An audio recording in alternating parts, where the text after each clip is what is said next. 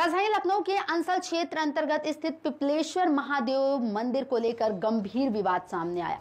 ग्रामीणों का आरोप है कि एक पूर्व आईएएस अधिकारी और उनकी बेटी मंदिर की जमीन पर जबरन कब्जा करने की कोशिश कर रहे हैं।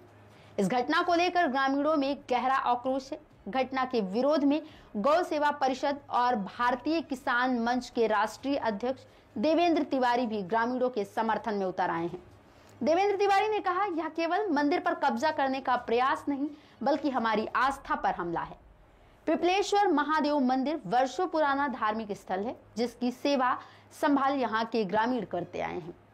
अब कुछ प्रभावशाली लोग जिनमें एक पूर्व आईएएस और उनकी बेटी शामिल हैं, इस मंदिर की भूमि को हथियाने का षड्यंत्र कर रहे हैं। हम इसे किसी भी कीमत पर बर्दाश्त नहीं करेंगे।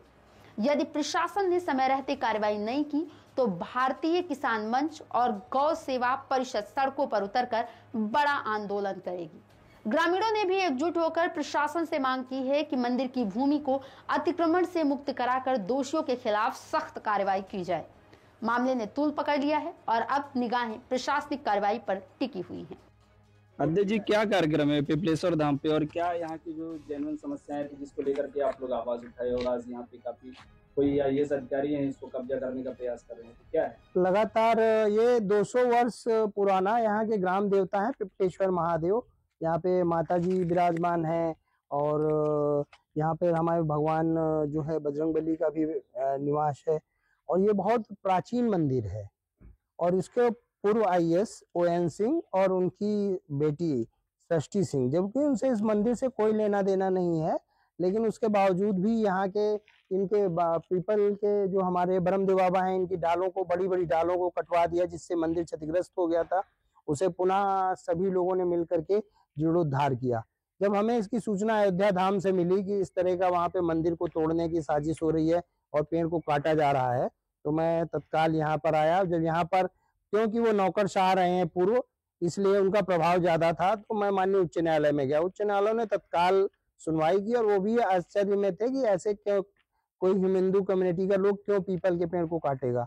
और उन्होंने इन वृक्षों को पूरी तरह से रोक लगा दी कि जो है कि नहीं काटे जाएंगे और जो मंदिर में पूजा जो भी हो रहा है वो सारी चीजें सुचारू रूप से चलेंगी।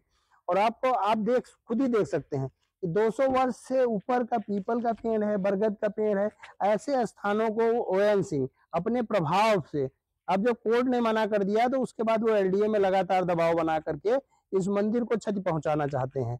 लेकिन ये नहीं जानते हैं कि रावण भी बहुत अहंकारी था, उसको भी मालूम था कि पूरी दुनिया उसके अंडर में है, लेकिन एक दिन आया कि उसका भी सब कुछ समाप्त हुआ। इसलिए मैं कहना चाहता हूं कि ओएन सिंह जैसे लोग, उनकी बेटी सृष्टि सिंह लगातार मंदिर को तोड़ने की साजिश कर रही हैं। यहाँ के लोकल हजारों हजार लोग, महिलाओं ने, जब पुरुषों ने, यहाँ के जो हिंदू समाज के लोग हैं, अन्य समाज के लोग जो हैं, सबने विरोध किया। उसके बाद में यहाँ पर हुआ तोड़ फोड़ से रुका और माननीय उच्च न्यायालय ने भी रोक लगा दी है। अब इस तरह का एलडीए में भी प्रकरण, इसको एलडीए वो लेके चले गए हैं।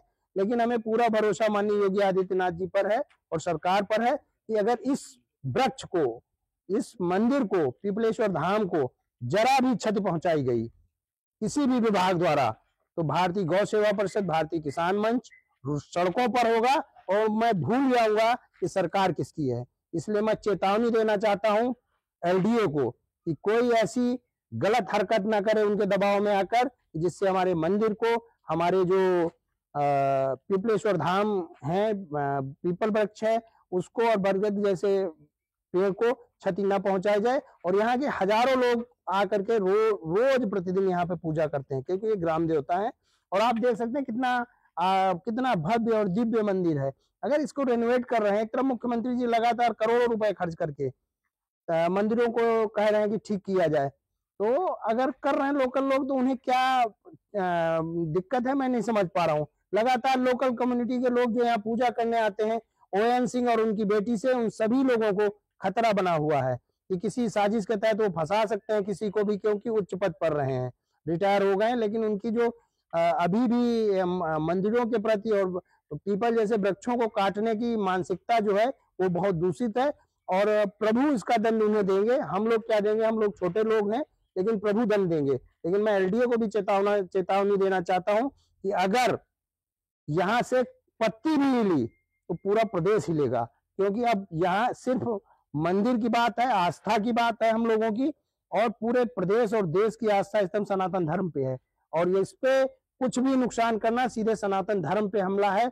इसलिए मैं पूरी तरह से कहूंगा कि इसको किसी भी तरह के विवाद में न डालें। ओएन सिंह और उनकी बेटी सृष्टि सिंह लगातार साजिश रच रही हैं, अपने पद के रिटायर होने के बाद पद के दुरुपयोग कर रही हैं और लगातार लोगों को भ्रमित करना, कोर्ट को भ्रमित करना, जो रजिस्ट्री कराई है उसमें भ्रमित करना। रजिस्ट्री में उन्होंने पीपल जैसे पेड़ को, इतने बड़े 200 वर्ष पुराने वृक्ष को नहीं दिखाया है, मंदिर को नहीं दिखाया है।